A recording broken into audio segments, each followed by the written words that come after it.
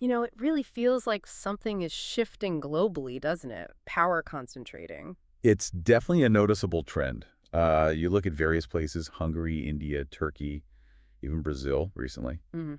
It's hard to miss. Right, leaders like Orban, the direction with the BJP in India, it's not some abstract theory. You can see these changes happening. And often it's not like a sudden revolution.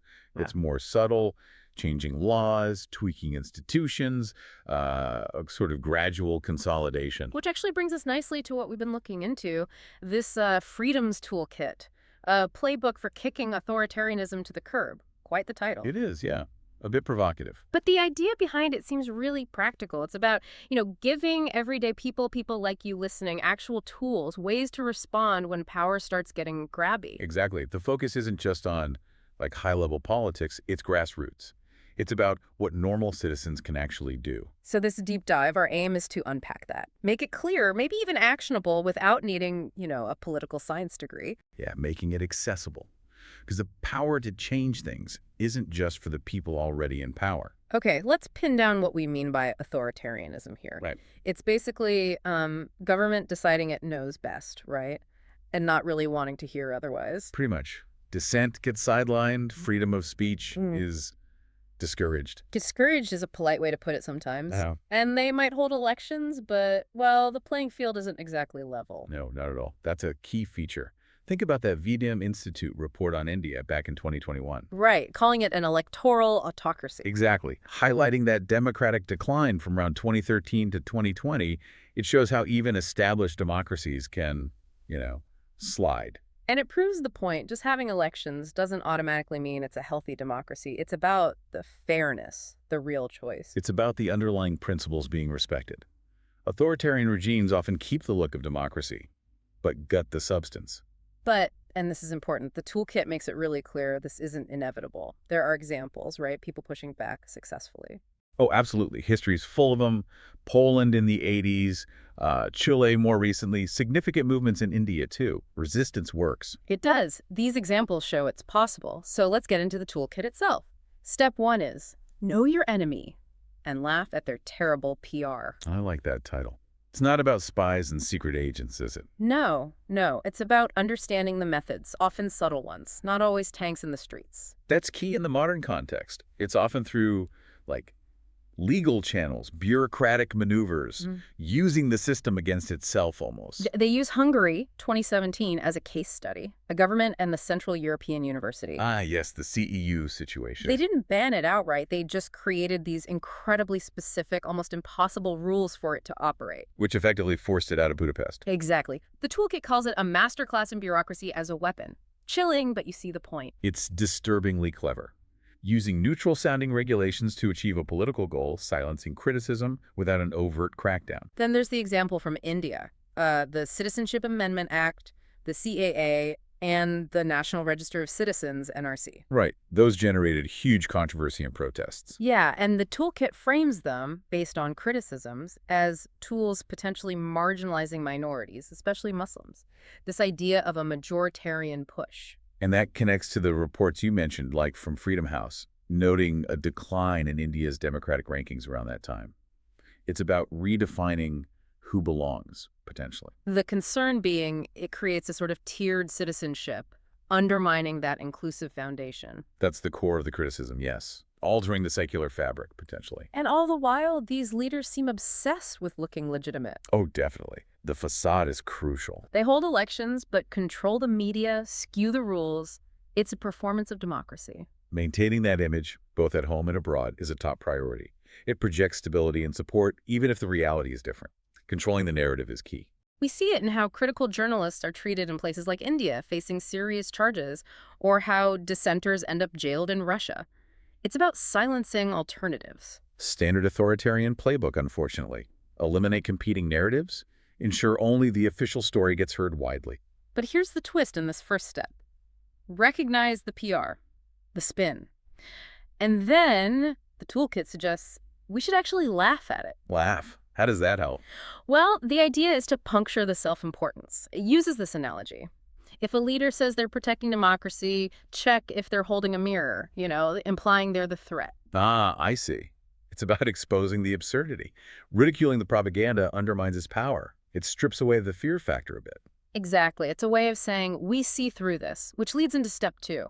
Build a squad. Because going it alone isn't really an option. Right. Individual anger is one thing, but collective action, that's where the power lies. Building coalitions, getting organized. Unity makes you harder to ignore. Makes perfect sense. A diverse coalition also means more skills, more resources, different perspectives. It's stronger. They look back at Poland's solidarity movement in the 80s. Workers, intellectuals, religious groups. An incredibly broad church united against the communist government. They didn't agree on everything, but they had that one core goal: ending authoritarian rule. That unity was key. A classic example of how powerful a broad-based movement can be, even against a state that seemed all-powerful. Then, more recently, Chile, in 2020, protests against inequality government actions. That was massive. Students, workers, indigenous groups. And it actually forced the government to start reforming the constitution. Shows what sustained pressure can do. Absolutely. And the protests in India against the CAA in 2019-2020, another example of diverse groups coming together. Yeah, seeing people from different backgrounds standing together sends a powerful message. These examples really highlight that potential for change when people mobilize together. So how do you actually start building this squad? The toolkit's advice is pretty grounded. No secret handshakes required. Apparently not. Just talk to people, neighbors, coworkers, the person at the shop. Find those common concerns. Maybe it's rising prices, maybe it's censorship, maybe it's a specific local issue. Start small. Find common ground. Exactly. Then maybe organize a petition, a small meeting, an online group. Don't expect massive media coverage right away, obviously. It's about building from the ground up. Local Yeah. connections first, then expanding outwards. Those small acts add up. Okay, step 3 is maybe my favorite. Use the power of ridicule, because laughter hurts more. Back to the laughter. So it's not just about seeing through the PR, but actively using humor. Yes. Apparently, authoritarian types really hate being mocked. It undermines their whole image of control and seriousness. Humor exposes the absurdity. It deflates their ego, I suppose. Hard to maintain an aura of fearsome power when people are laughing at you. The toolkit mentions Otpor in Serbia back in the 90s against Milosevic. Oh, their tactics were legendary. Street theater, pranks. Yeah, like painting his face on barrels people could hit. Sounds almost childish, but it was incredibly effective at eroding his authority. It made the regime look ridiculous, not scary. That's powerful. It breaks the spell of fear. Humor is disarming, right? When you can laugh at the over-the-top propaganda or like those golden statues Turkmenistan's old leader loved. It chips away at the facade of absolute control. It connects people who see the same absurdity. It's interesting they note how some comedians in India have faced legal trouble for satirizing the government. Right, like Kunal Kamra. But their jokes still spread like wildfire online, so even attempts to suppress it don't fully work. Humor finds a way. It's resilient. Hard to censor a shared laugh effectively. So, the practical advice. Share memes, write funny songs, maybe stage mock awards for silly government actions. Though they do warn you might get a stern letter from a lawyer. A potential side effect. But it's an accessible way for people to push back, subtly but effectively. Okay, moving on. Step 4 is leverage the law. Yes, even when it's rigged. This one seems a bit counterintuitive. Using the system against itself again, but this time the legal system, even if it's flawed. That's the idea. Even compromised legal systems can sometimes offer avenues to challenge things, slow things down, demand accountability. It requires persistence, I imagine. Definitely. They mention activists in Brazil using lawsuits to hinder some of Bolsonaro's environmental policies. Okay, so even if you don't win outright, you can create obstacles. Exactly. And they point to a 2025 Indian Supreme Court stay on parts of the Walk Amendment Act as an example of courts still acting as a potential check sometimes. So the institutions aren't always completely captured, or there are still ways to use them. It seems so. The toolkit stresses filing suits, demanding transparency through legal means, using things like public interest litigation. It's about constantly pushing. And it mentions Hungarian activists taking cases about education laws to European courts, too. Right, using international legal avenues to add pressure and scrutiny. So it's a multi-pronged legal approach. For most people listening, the advice isn't necessarily to become lawyers overnight. It's more about supporting the groups doing this work. Like human rights NGOs, legal aid societies. Exactly. Signing petitions, supporting legal challenges, maybe attending court hearings, spreading awareness about unjust laws. contributing to the effort. Supporting the legal front line, essentially.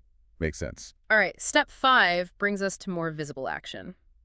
Hit the streets, but be smart about it. For protests, the classic form of dissent. Yeah, the toolkit sees it as a vital way to directly challenge authority. Hard to ignore thousands or millions of people demanding change, though some leaders are quite good at pretending not to notice. True, but mass demonstrations undeniably raise the political cost of ignoring dissent, domestically and internationally. They highlight South Korea's candlelight protests a few years back. Peaceful, massive. And ultimately led to President Park Geun-hye's impeachment, a clear success story for peaceful protest. And then the Indian farmers' protests in 2020, 2021, that was huge and sustained. Faced a lot of challenges, confrontations, but they stuck with it. And eventually the government repealed those farm laws. It shows determination pays off, even when it's tough. Resilience and organization were absolutely key there. So the advice for protesting smartly: planning is crucial.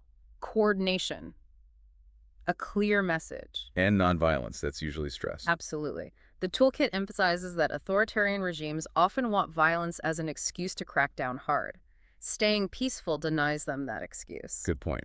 What else? Using symbols effectively, like the candles in Korea or the tractors in India, makes the movement recognizable, unifying. Creates powerful imagery. And using social media to spread the word, coordinate, but also being aware of potential surveillance or censorship. It's a double-edged sword. Navigating that digital space carefully is vital for modern movements. Okay, step 6 broadens the view. Go global, because authoritarians hate an audience. Taking the fight international. Yeah, the idea is that international scrutiny really can pressure regimes. They care about their image on the world stage often more than they let on. Reputation matters. Access to international finance, diplomacy, it's all connected. They mentioned the global reaction to the coup in Myanmar in 2021. Widespread condemnation, sanctions. It didn't magically fix everything, but it isolated the regime and provided support for the opposition. And again, pointing to reports from groups like Freedom House or VDEM on democratic backsliding in places like India. Even if governments dismiss those reports publicly, They notice. The scrutiny has an effect. It raises awareness. international monitoring bodies play a crucial role in shining a light on what's happening. And the toolkit says regular people can help here too. Sharing personal stories online, tagging international bodies like the UN or Human Rights Watch. Using social media to reach a global audience. Or even writing directly to those organizations, just letting them know what's happening on the ground. When the world is watching, it's harder for regimes to act with total impunity. Amplifying local voices on a global stage. It adds another layer of pressure. Which brings us to the final step, number 7. Don't give up, even when it feels hopeless. The endurance test. Resilience. Exactly. This kind of struggle is often long-term.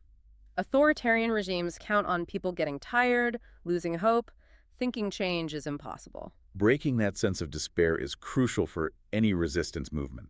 Sustaining momentum over time. Think back to Solidarity in Poland again. They faced years of repression, martial law. But they kept going, underground sometimes, until eventually the system crumbled. And Chilean activists pushing for change through dictatorship and beyond, facing setbacks but persisting. It shows that significant change rarely happens overnight. It takes unwavering commitment. And the toolkit stresses celebrating the small wins along the way. It's important for morale. Definitely. A legal challenge that succeeds, even temporarily.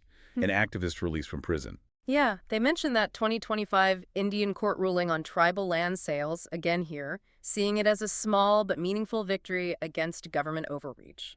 A sign that pushback can work. Recognizing progress, however incremental, keeps people motivated for the long haul. So pulling it all together, this Freedoms Toolkit really drives home that what ordinary people do matters. Big changes start small, at the grassroots. It connects these big political shifts to everyday life, doesn't it? Rising prices, news censorship, laws that feel unfair. It makes it personal. Right. It's not about needing superpowers. It's about using the tools available, talking, organizing, using the law, protesting smartly, raising your voice. It demystifies resistance, makes it seem achievable. The core message seems to be start somewhere, have that conversation, join that group, refuse to be silent. Maybe share that well-aimed meme. Yes. Don't underestimate the meme. But seriously, it's a reminder that democracy isn't a spectator sport. It needs active participation, persistence. And collective action. That theme runs through the whole toolkit. It really does. Which actually makes me think of the final joke they included in the toolkit. Why don't authoritarians play chess? Go on. Because they're afraid of any move that challenges their king.